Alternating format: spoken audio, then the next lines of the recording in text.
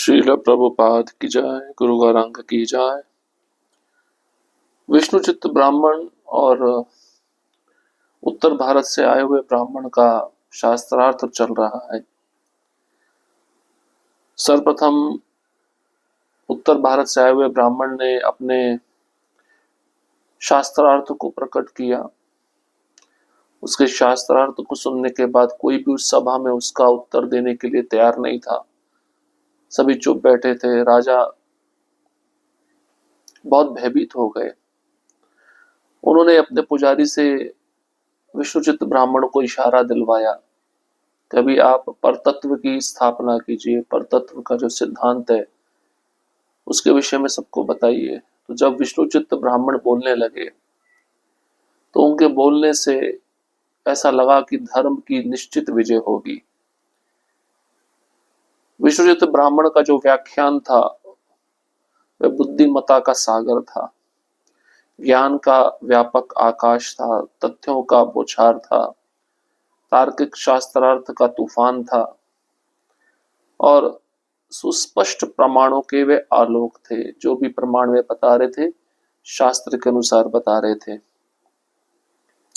और भक्ति का तत्व उन्होंने स्थापित किया कि भक्ति करके ही हम अपने आत्मोज्जीवन का कल्याण कर सकते हैं।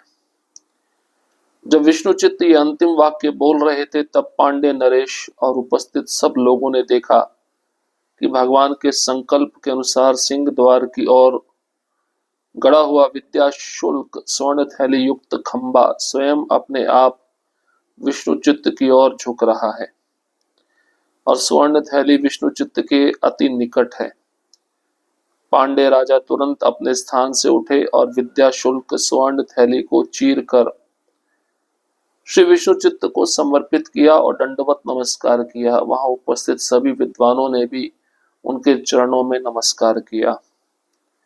अब विष्णुचित्त ब्राह्मण जब अपना अंतिम व्याख्यान दे रहे थे,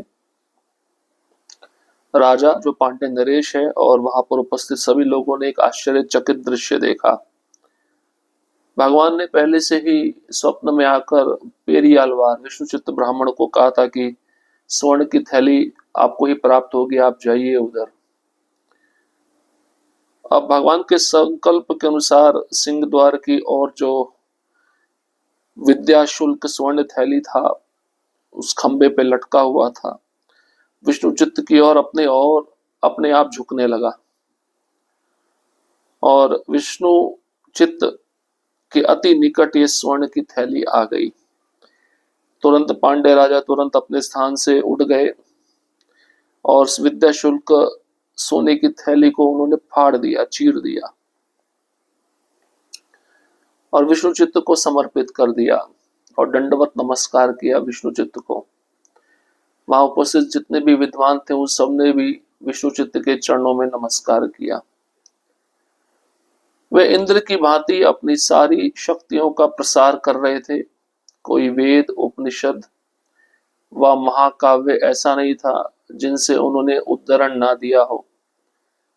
सभी मंत्र मुग्ध बैठे थे। उत्तर से आया पंडित एक उत्सुक भक्त की भांति बैठे था। संध्या के 6 बज गए, सूर्यास्त होने को था। दरबार कक्ष के दीपक जल उठे। विष्णुचित्त का भाषण एक शाश्वत प्रवाह की भांति था जो शीघ्रता पूर्वक समाप्त होता प्रतीत नहीं होता था। भाषण देते समय उनका ओज व प्रसन्नता उत्तरोत्तर बढ़ रही थी।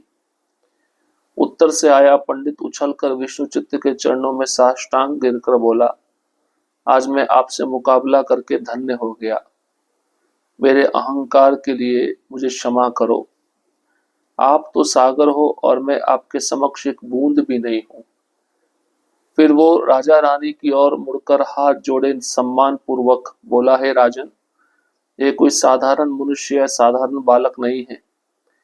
ज्ञान की देवी सरस्वती इनके रूप में आई है। यह बृहस्पति है। इनके ज्ञान के परे संसार की कोई वस्तु नहीं है। इनका भगवान के प्रति समर्पण ऐसा है कि मुझे इनके समक्ष एक नन्हे युवा पापी विद्यार्थी का भाव आ रहा है। ये राजन, ऐसे भक्त को अपने राज्य में पाकर आप धन्य हैं। आपका राज्य इन्हें पाकर और भी अधिक संपन्न हो गया। मेरे पास इनकी व्याख्या और प्रशंसा हेतु शब्द नहीं है। अब ये जो उत्तर से आए हुए ब्राह्मण थे, पहले तो ऐसा सोच रहे थे कि ये विष्णुचित्त छोटा सा बालक है, इसको तो मैं बहुत आसानी से हरा दूंगा। उनको अपनी विद्या पर बहुत गर्व था। लेकिन जब देखा कि वेद, उपनिषद, महाकाव्य ऐसा नहीं था जिसमें से विष्णुचित्त ने कोई उदाहरण देकर ना समझाया हो। सभी मंत्रमुग्ध हो गए थे विष्णुचित्त के प्रवाहमय भाष्य को सुनकर। और उत्तर भारत से आया जो पंडित था, वह भी एक उत्सुक भक्त की तरह बैठा था। अब सुबह 10 बजे ये शास्त्रार्थ शुरू हुआ था, शाम के 6 बज चुके थे, सूर्यास्त होने को था। दरबार में जितने भी दिए थे सब जल उठे। विष्णुचित्त का भाषण एक शाश्वत प्रवाह की भांति था, जैसे समुद्र की लहरें उठती रहती हैं, समुद्र की लहरें कभी शांत नहीं होती, उसी प्रकार से विष्णुचित्त का भाषण भी एक समुद्र की लहरों की भांति शाश्वत था और जल्दी समाप्त होने वाला नहीं लग रहा था वह भाषण। विष्णुचित्त जब प्रवचन दे रहे थे, उस समय उनका तेज, ओज, प्रसन्नता बढ़ रहा था। उत्तर भारत से आया ये जो पंडित था, इसने उछलकर विष्णुचित्त के चरणों में साष्टांग दंडवत प्रणाम किया और कहने लगा, आज मैं आपसे मुकाबला करके धन्य हो गया हूं। मेरा जो अहंकार था, इसके लिए मुझे क्षमा करें। आप सागर हैं, मैं आपके सामने एक बूंद भी नहीं हूं। फिर वह ब्राह्मण जो उत्तर भारत से आया था, राजा रानी की ओर मुड़कर हाथ जोड़कर सम्मान देते हुए बोला, हे राजन, ये जो आपके राज्य में ये जो भक्त है विष्णुचित्त, कोई साधारण मनुष्य नहीं है, यह साधारण बालक नहीं है। ये साक्षात ज्ञान की देवी सरस्वती इस रूप में यहाँ आए हैं। ये बृहस्पति हैं, इनके ज्ञान के परे संसार की कोई वस्तु नहीं है। और इनका भगवान के प्रति जो समर्पण है, ऐसा मुझे इनके समक्ष एक नन्हा सा युवा पापी विद्यार्थी का भाव दिखा रहा है। मतलब मैं इनके सामने अपने आप को एक छोटा सा बालक जो पापी है, इस तरह का भाव मेरे मन में आ रहा है अपने लिए। हे राजन, आप ऐसे भक्त को पाकर बहुत धन्य है, आपका राज्य धन्य है और आपका राज्य और अधिक संपन्न हो गया ऐसे भक्त को ग्रहण करके। मेरे पास इनकी प्रशंसा, इनकी व्याख्या करने हेतु कोई भी शब्द नहीं है। राजा ने कहा, हे संत, मैं आपका कृतज्ञ हूं। मैं किस प्रकार आपको सम्मानित करूं? आपके द्वारा प्रदर्शित विद्वान व कौशल के समक्ष अपना आधा राज्य देने का प्रस्ताव रखता हूं। इस प्रकार कहते हुए राजा ने पिता सदृश स्नेह करते हुए कहा। विष्णुचित्त शांत व प्रार्थना पूर्ण मनोभाव से बोले, मेरे विषय में कुछ भी विशेष नहीं है। इस व्यक्ति का आगमन कृष्ण की कृपा से हुआ है।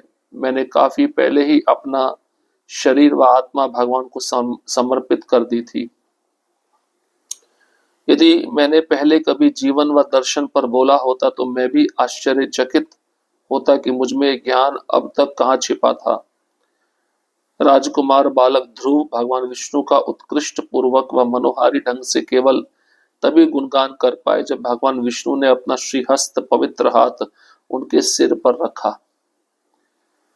बालक भक्त प्रहलाद तभी अपूर्व विचार, दिव्य विचार प्रस्तुत कर पाए जब भगवान नरसिंह ने उन पर कृपापूर्ण दृष्टिपात किया। मेरी जो भी योग्यता है वह श्री कृष्ण की कृपा से ही है। भक्त का भाव देखिए, यही होता है। राजा भी कहते हैं विष्णुचित्त ब्राह्मण को, आप महान भक्त हैं भगवान के, मैं आपके प्रति कृतज्ञ हूं। मैं किस प्रकार से आपका सम्मान प्रदर्शित कर पाऊं। आपके समक्ष में अपना आधा राज्य देने का प्रस्ताव रखता हूं।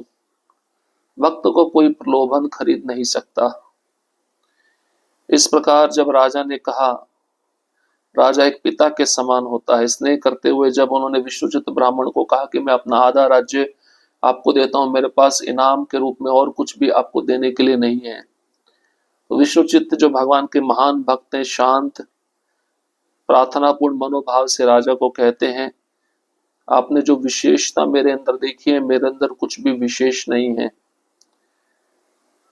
इस व्यक्ति का जो आगमन हुआ ये भी कृष्ण की कृपा से हुआ। कृष्ण शायद इसके माध्यम से मुझे प्रसिद्ध कराना चाहते थे। मैंने काफी पहले अपना शरीर आत्मा सब भगवान की सेवा में समर्पित कर दिया है। यदि मैंने पहले कभी जीवन व दर्शन पर बोला होता तो मैं आश्चर्यचकित होता कि मुझ में ये ज्ञान अब तक कहाँ छिपा था। लेकिन इससे पहले मैंने कभी जीवन पर, दर्शन पर कभी कुछ नहीं बोला। आज मैं पहली बार इस सभा में बोला हूं। और दो उदाहरण देकर समझाते। जैसे भगवान ने ध्रुव महाराज पर कृपा की, तभी ध्रुव महाराज भगवान की इतनी सुंदर स्तुति कर पाए। और प्रहलाद महाराज के अंदर दिव्य विचार कैसे आए, जब नरसिंह भगवान ने उन पर दृष्टिपात किया। तो मेरी जो भी योग्यता इस सभा में सबको दिखी है वह कृष्ण की कृपा के कारण है। मेरे अंदर योग्यता नहीं है। ये भक्त का भाव होता है। भक्त अगर भक्ति में कोई बहुत बड़ा कार्य करता है तो भक्त यही कहता है, ये सब मेरे गुरु और कृष्ण की कृपा है, मेरे अंदर कोई योग्यता नहीं है। इसी भाव को लेकर हमें आगे चलना है। प्रभुपाद जी का भी यही भाव था, हमारे गुरु परंपरा का भी यही भाव है। मैं सर्वव्यापी श्री विष्णु को समर्पित हूं। मैंने भगवान की निस्वार्थ शरण ली है। मेरा अपना कोई अस्तित्व नहीं है। भगवान मुझ में वास करते हैं, मेरी कोई लालसा नहीं है। मैं सर्वसंग परित्यागी हूं, जिसने संसार के बंधनों को त्याग दिया है, और मैं पूर्णतः निरासक्त हूं। हे राजन, आप क्यों मुझे इस पुरस्कार से बांधना चाहते हैं। मेरे लिए स्वर्ण के सिक्के व मूल्यवान रत्न गोलाकार धातु के खिलौने व पत्थरों की भांति है।